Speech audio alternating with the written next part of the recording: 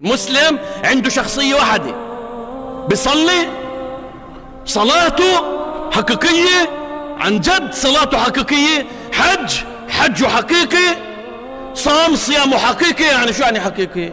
يعني من قلب، يعني عارف شو بيعمل، يعني عارف انه لما وقف بين يدين الله وقال اهدنا الصراط المستقيم، الله بده يسأله عن هاي الآية يوم القيامة، شو صراطك بكى بعد الصلاة؟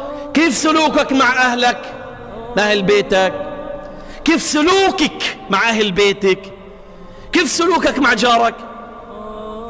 يا تاجر كيف سلوكك مع زباينك؟ هيك بده يسأله الله يوم القيامة، هيك بده يسأله كيف سلوكك مع زباينك؟ كذبت ولا صدقت؟ حلفت كذب على شيء؟ ولا بكيت صادق؟ كيف؟ بده يسأل.